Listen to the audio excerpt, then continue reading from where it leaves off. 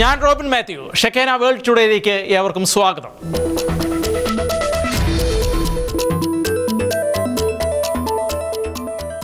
ഗാസയിൽ സൈനിക നടപടി സ്വീകരിക്കുമെന്ന മുന്നറിയിപ്പുമായി ഈജിപ്ത്. ഗാസയിലെ ജനങ്ങളെ അവിടെ നിന്നും കുടിയിറക്കുന്ന സാഹചര്യമുണ്ടായാൽ സൈനിക നടപടി സ്വീകരിക്കുമെന്നാണ് ഈജിപ്ത് മുന്നറിയിപ്പ് നൽകിയിരിക്കുന്നത്. ഇതിന്റെ ഭാഗമായി സീനായ് പെനിൻസുലയിലേക്ക് കൂടുതൽ ആയുധങ്ങളും യുദ്ധവിമാനങ്ങളും എത്തിക്കുമെന്നും മേഖലയിലെ സൈനികരുടെ എണ്ണം ഇരട്ടിയാക്കുമെന്നും ഈജിപ്ത് പറയുന്നു.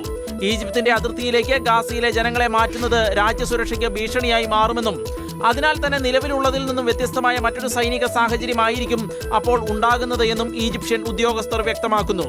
ഈജിപ്ഷ്യൻ അതിർത്തി വഴി ഹമാസ് ഇപ്പോഴും ആയുധങ്ങൾ കടത്തുന്നുണ്ട് എന്ന ഇസ്രായേലിന്റെ ആരോപണങ്ങൾക്കെതിരെയുള്ള അതൃപ്തിയും ഈജിപ്ത് അമേരിക്കയെ അറിയിച്ചതായാണ് സൂചന.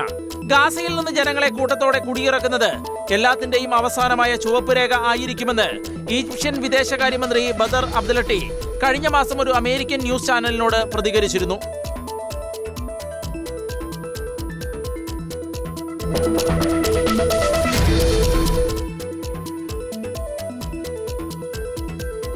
ഗാസയിൽ ബോംബ് വർഷം നടത്തി ഇസ്രായേലിന്റെ ആക്രമണത്തിൽ ഗാസയിൽ 22ഓളം ആളുകൾ കൊല്ലപ്പെട്ടതായും നിരവധി പേർക്ക് പരിക്കേറ്റതായുമാണ് റിപ്പോർട്ട്. ഇസ്രായേൽ നടത്തിയ വ്യോമാക്രമണത്തിൽ ഹമാസിന്റെ ഉന്നത സൈനിക കമാൻഡർ കൊല്ലപ്പെട്ടതായി ഇസ്രായേൽ സൈന്യം വ്യക്തമാക്കി. ഹമാസിന്റെ ബുറൈജ് ബറ്റാലിയനിലെ മിലിറ്ററി ഇന്റലിജൻസ് ഡെപ്യൂട്ടി മേധാവി സിം മഹ്മൂദ് യൂസഫ് അബു അൽഖിർ ആണ് കൊല്ലപ്പെട്ടത്. നിരവധി ഭീകര കേന്ദ്രങ്ങൾ തകർത്തതായി സൈന്യം അവകാശപ്പെട്ടു. ഇസ്രായേലി ടാങ്കുകൾ വലിയ തോതിലുള്ള ആക്രമണം നടത്തുന്നതായും നിരവധി ഹമാസ് തീവ്രവാദികളെ വധിച്ചതായും സൈന്യം പറയുന്നു. ഖാൻ യൂനിസിലും റാഫയിലും സൈന്യം ആക്രമണം തുടരുകയാണ്. ഓഗസ്റ്റ് അവസാനം മുതൽ ഏകദേശം 4,80,000 പലസ്തീനികൾ ഗാസയിൽ നിന്നും പലായനം ചെയ്തതായാണ് റിപ്പോർട്ടുകൾ. ശേഷിക്കുന്ന എല്ലാ ആളുകളോടും ഇവിടെ നിന്നും തെക്കോട്ട് മാറുവാൻ ഇസ്രായേലി സൈന്യം മുന്നറിയിപ്പ് നൽകിയിട്ടുണ്ട്. അല്ലാത്തപക്ഷം വലിയ തോതിലുള്ള സൈനിക നടപടി സ്വീകരിക്കുമെന്നും സൈന്യം വ്യക്തമാക്കുന്നു. അതേസമയം ഗാസയിൽ ഇസ്രായേൽ സൈനിക നടപടികൾ വിപുലീകരിക്കുന്നതിനെ ന്യായീകരിച്ച് അമേരിക്കൻ പ്രസിഡന്റ് ഡൊണാൾഡ് ട്രംപ് രംഗത്ത് വന്നു. നിലവിൽ ഗാസയിൽ 20ഓളം ബന്ദികൾ മാത്രമേ ജീവനോടെയുള്ളൂവെന്നും സൈനിക നടപടിയിലൂടെ അവരെ മോചിപ്പിക്കാൻ കഴിയുമെന്നും ട്രംപ് പറഞ്ഞു.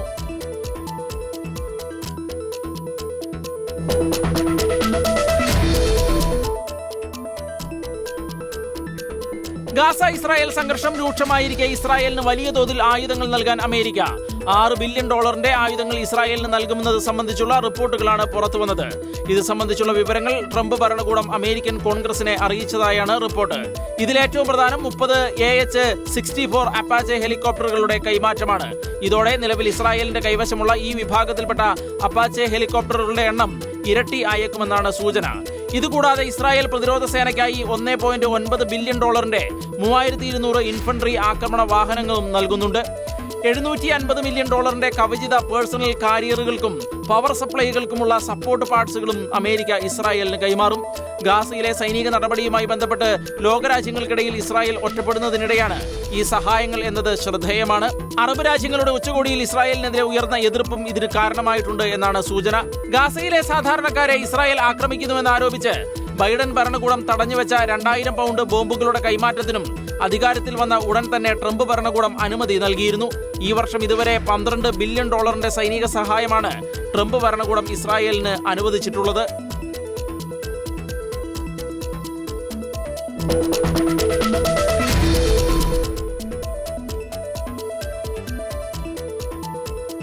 മയക്കുമരുന്ന് കടത്ത് ആരോപിച്ച് മറ്റൊരു കപ്പലിനെ കൂടി കരീബിയൻ മേഖലയിൽ അമേരിക്കൻ സൈന്യം തകർത്തതായി റിപ്പോർട്ട്.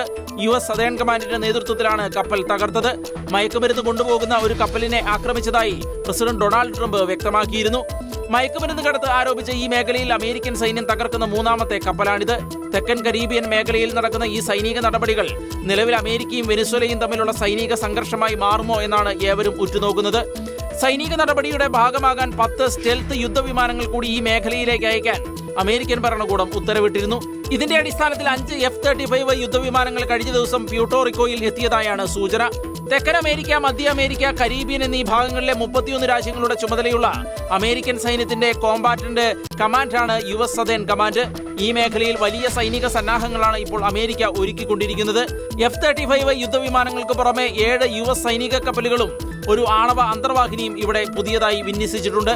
അതേസമയം തന്നെ അധികാരത്തിൽ നിന്നും പുറത്താക്കാനുള്ള അമേരിക്കൻ തന്ത്രങ്ങളുടെ ഭാഗമാണ് ഇതെന്ന് വെനിസ്വേല പ്രസിഡന്റ് നിക്കോളാസ് മഡുറോ പറയുന്നു. നിക്കോളാസ് മഡുറോയുടെ അറസ്റ്റിലേക്ക് നയിക്കുന്ന വിവരങ്ങൾ നൽകുന്നവർക്കുള്ള പാരിതോഷികം ഇരട്ടിയാക്കുന്നതായി കഴിഞ്ഞ മാസം അമേരിക്ക വ്യക്തമാക്കിയിരുന്നു. $50 മില്യൺ ഇത് ഉയർത്തിയത്. മയക്കുമരുന്ന് കടത്തും ക്രിമിനൽ സംഘങ്ങളുമായും മഡുറോയ്ക്ക് ബന്ധമുണ്ടെന്ന് ആരോപിച്ചായിരുന്നു ഇത്.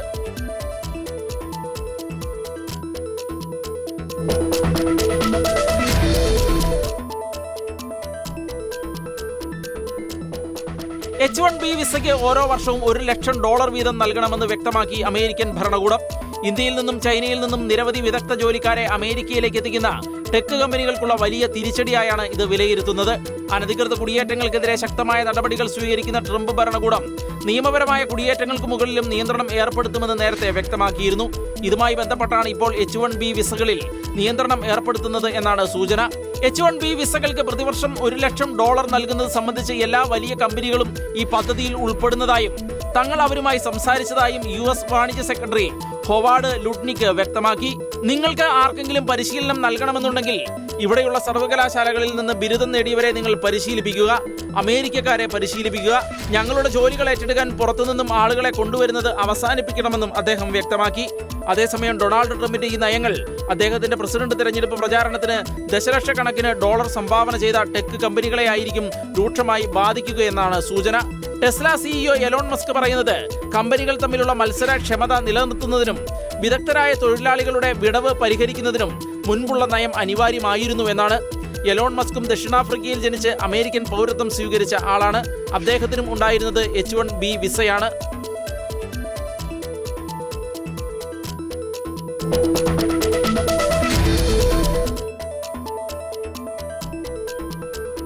ഉക്രൈനിലേക്ക് വ്യാപകമായ ആക്രമണം അഴിച്ചുവിട്ട് റഷ്യ. ഇന്ന് രാവിലെ ഡിനിപ്രോ അടക്കമുള്ള ഉക്രൈനിയൻ നഗരങ്ങളിലേക്ക് റഷ്യൻ സൈന്യം വൻതോതിലുള്ള മിസൈൽ ഡ്രോൺ ആക്രമണം നടത്തിയതായി ഉക്രൈൻ വ്യക്തമാക്കി. ആക്രമണങ്ങളിൽ വ്യാപകമായ നാശനഷ്ടങ്ങൾ ഉണ്ടായതായാണ് സൂചന. ആക്രമണത്തിൽ 3 പേർ കൊല്ലപ്പെട്ടതായും നിരവധി പേർക്ക് പരിക്കേറ്റതായും ഉക്രൈൻ വ്യക്തമാക്കി. 579 ഡ്രോണുകളും 8 ഇസ്കാൻഡർ ബാലിസ്റ്റിക് മിസൈലുകളും 32 KH-101 ക്രൂയിസ് മിസൈലുകളുമാണ് റഷ്യ ആക്രമണത്തിന് ഉപയോഗിച്ചത് എന്നാണ് ഉക്രൈൻ സൈന്യം പറയുന്നത്. അതേസമയം റഷ്യയുടെ വ്യോമ പ്രതിരോധ സംവിധാനങ്ങൾ കഴിഞ്ഞ ഒരാഴ്ചക്കിടെ ഉക്രൈന്റെ 1667 ഫിക്സഡ് വിംഗ് ഡ്രോണുകളും 4 ഗൈഡഡ് ബോംബുകളും 4 ഹിമാർസ് മൾട്ടിപ്പിൾ ലോഞ്ച് റോക്കറ്റ് സിസ്റ്റങ്ങളും വെടിവെച്ചിട്ടതായി റഷ്യൻ പ്രതിരോധ മന്ത്രാലയം വ്യക്തമാക്കി. ഉക്രൈനെതിരെ ഇതുവരെയുള്ള സൈനിക നടപടിക്കിടെ ഇത്തരത്തിലുള്ള 85,000-ലധികം ഉപകരണങ്ങൾ നശിപ്പിച്ചതായും റഷ്യൻ പ്രതിരോധ മന്ത്രാലയം അവകാശപ്പെട്ടു.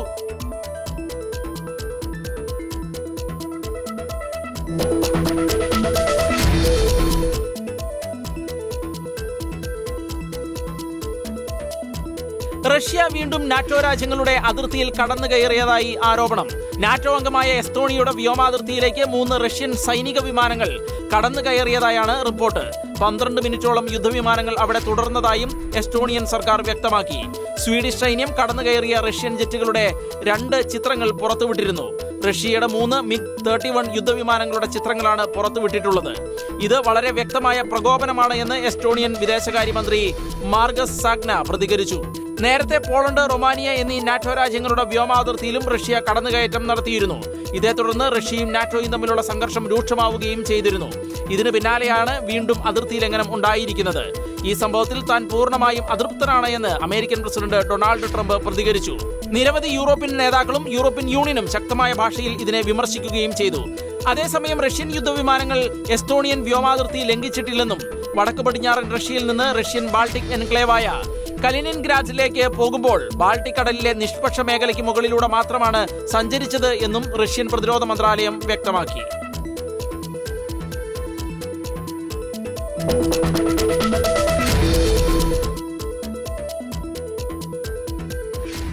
യൂറോപ്പിലെ വിമാനത്താവളങ്ങളിൽ സൈബർ ആക്രമണം. ലണ്ടനിലെ ഹീത്രൂ, ബ്രസൽസ്, ബെർലിൻ ഉൾപ്പെടെ നിരവധി പ്രധാന യൂറോപ്യൻ വിമാനത്താവളങ്ങളിലെ പ്രവർത്തനം തടസ്സപ്പെട്ടു. ലോകമെമ്പാടുമുള്ള നിരവധി വിമാനത്താവളങ്ങളിലെ എയർലൈനുകൾക്ക് ചെക്ക് ഇൻ ബോർഡിംഗ് സംവിധാനങ്ങൾ നൽകുന്ന കോളിൻസ് എയ്റോസ്പേസിന്റെ സംവിധാനങ്ങൾക്കാണ് തകരാർ സംഭവിച്ചത്. ഇതേ തുടർന്ന് യാത്ര പുറപ്പെടുന്ന യാത്രക്കാർക്ക് കാലതാമസം ഉണ്ടായതായാണ് സൂചന. ആക്രമണം ഓട്ടോമേറ്റഡ് സിസ്റ്റങ്ങളെ പ്രവർത്തനരഹിതമാക്കിയതായാണ് റിപ്പോർട്ട്. ഇതേ തുടർന്ന് മാനുവൽ ചെക്ക് ഇൻ ബോർഡിംഗ് നടപടിക്രമങ്ങൾ മാത്രമേ അനുവദിക്കുകയുള്ളൂ എന്ന് ബ്രസൽസ് വിമാനത്താവളം വെബ്സൈറ്റിൽ വ്യക്തമാക്കി. പ്രശ്നങ്ങളെ തുടർന്ന് നിരവധി വിമാന സർവീസുകൾ താമസം നേരിട്ടതായാണ് സൂചന. അതേസമയം ഡാളസിലെ 2 വിമാനത്താവളങ്ങളിൽ കമ്മ്യൂണിക്കേഷൻ സിസ്റ്റത്തിലുണ്ടായ തകരാറിനെ തുടർന്ന് 1800-ലധികം വിമാനങ്ങൾ വൈകുകയും 100 കണക്കിന് വിമാന സർവീസുകൾ റദ്ദാക്കുകയും ചെയ്തു. ഡാളസിലെ വിമാന കമ്പനികൾ 20% ഫ്ലൈറ്റുകളും റദ്ദാക്കിയതായാണ് റിപ്പോർട്ട്. നിരവധി വർഷങ്ങളായി ഇവിടെ FAA എയർ ട്രാഫിക് കൺട്രോൾ നെറ്റ്വർക്കിന്റെ പ്രശ്നങ്ങൾ തുടരുന്നതായാണ് സൂചന. പല അപകടങ്ങളും തലനാരിഴയ്ക്ക് മാറിപ്പോയതായാണ് റിപ്പോർട്ടുകൾ. ജീവനക്കാരുടെ കുറവും പ്രവർത്തനങ്ങളെ ബാധിച്ചിരുന്നു. കഴിഞ്ഞ ജനുവരിയിൽ അമേരിക്കൻ എയർലൈൻസ് ജെറ്റും ഒരു US ആർമി ഹെലികോപ്റ്ററും തമ്മിലുണ്ടായ അപകടത്തിൽ 67 പേർ കൊല്ലപ്പെട്ടിരുന്നു.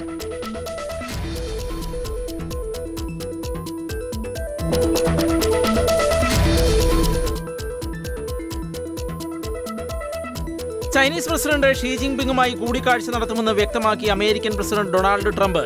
വരാനിരിക്കുന്ന ഏഷ്യ പസഫിക് സാമ്പത്തിക സഹകരണ ഉച്ചകോടിക്കിടെ കൂടിക്കാഴ്ച നടന്നേക്കുമെന്നാണ് സൂചന. കഴിഞ്ഞ ദിവസം ഷീ ജിൻപിങ്ങുമായി ഫോണിൽ സംസാരിച്ച ശേഷം ടിക്ടോക്കുമായി ബന്ധപ്പെട്ട കരാർ പൂർത്തിയാക്കുന്നതുമായി ബന്ധപ്പെട്ട് വളരെ വലിയ പുരോഗതി ഉണ്ടായതായും ട്രംപ് വ്യക്തമാക്കി.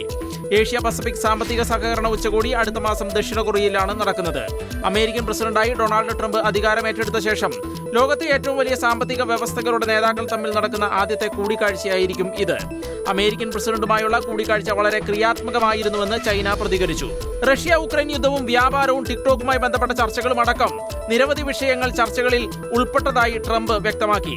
അടുത്ത വർഷം ആദ്യം താൻ ചൈന സന്ദർശിക്കുമെന്നും പിന്നീട് ഉചിതമായ സമയത്ത് ചൈനീസ് പ്രസിഡന്റ് അമേരിക്കയിൽ സന്ദർശനം നടത്തുമെന്നും ട്രംപ് വ്യക്തമാക്കി.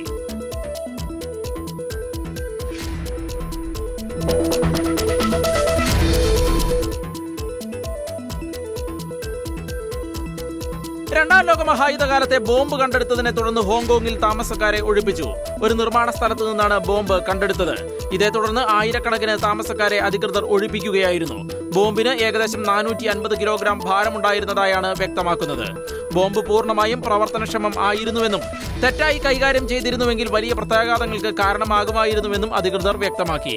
നഗരത്തിലെ ക്വാറിബേ പരിസരത്തുള്ള 18 കെട്ടിടങ്ങളിൽ നിന്ന് 6000-ഓളം താമസക്കാരെയാണ് ഒഴിപ്പിച്ചത്. പിന്നീട് 12 മണിക്കൂറോളം സമയമെടുത്താണ് ബോംബ് നിർവീര്യമാക്കിയത്.